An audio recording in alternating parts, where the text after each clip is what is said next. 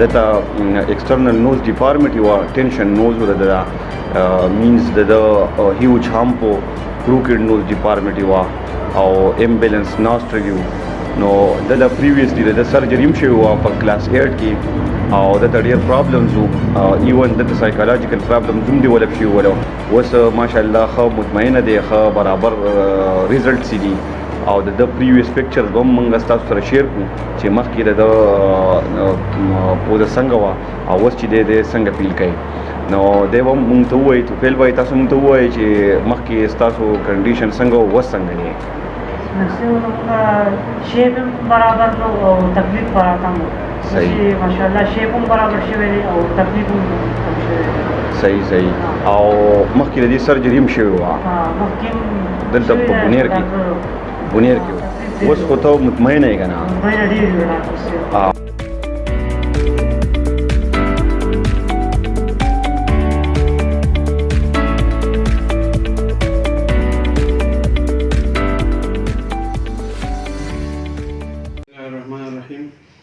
د پبلک د آګاهۍ لپاره او د بیمارو باره کې د معلوماتو لپاره دا یو بل ویډیو ریکارډ کوم دا د پوزې د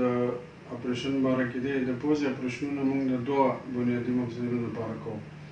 یو د پوزې د فنکشنل اسپیکټ لپاره چې په کوم کې پوزه بندېږي او سر باندې درد وي او مریض د شپې خراټې اخلي او پرنجي راځي او دا قسم مسلې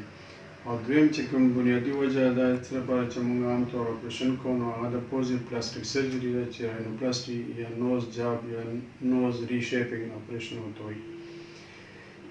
دا قسم اپریشن موږ د مختلفو د پوزې د حالتونو لپاره کوو لکه اوږده پوزه کږه پوزه لنډه پوزه یا د پوزې دا ټپ ګډوډ وي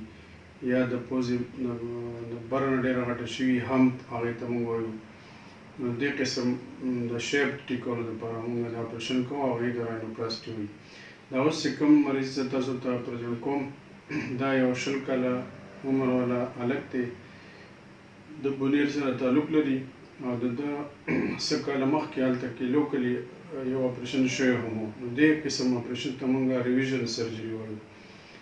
د ده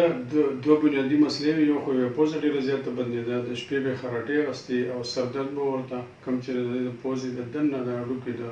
کږوالي د وجې نه و او دویم دا دی چې د پوزې شیپ ډېر خراب و بده به ښکارېده ډېره اوچته وه او کږه وه او د دې د وجې نه دته نفسیاتي مسلې هم شروع شوې وې سټوډنټ و سټډي طرف ته به ډېره توجه نه وه او هر وخت کې به د پوزې باره کې سوچ کوو نو دې لپاره موږ دا اپریشن پلان کو اپریشن نه مخکې د داسې قسم مریض موږ پوره معاینه کوو هسټري تیالو او سایکولوژیکل اسسمنټ یې هم کوو دا ډېر ضروري ده هغې نه پس بیا موږ د دې مریض د پوزې په مختلفو انګلز کې تصویرونه واخلو او بیا اپریشن ټیبل باندې د هغې مارکینګ وکړو د کټ ورکولو لاین دپاره او بیا د دې خپل خاص طریقې سره اپریشن دی هغې کې د دې پوزې د اوچتوالی چې دی دا موږ لرې کوو او د کوږوالی لرې کوو او دننه چې کوم د وجې نه پوزه بندېږي هغه مسله هم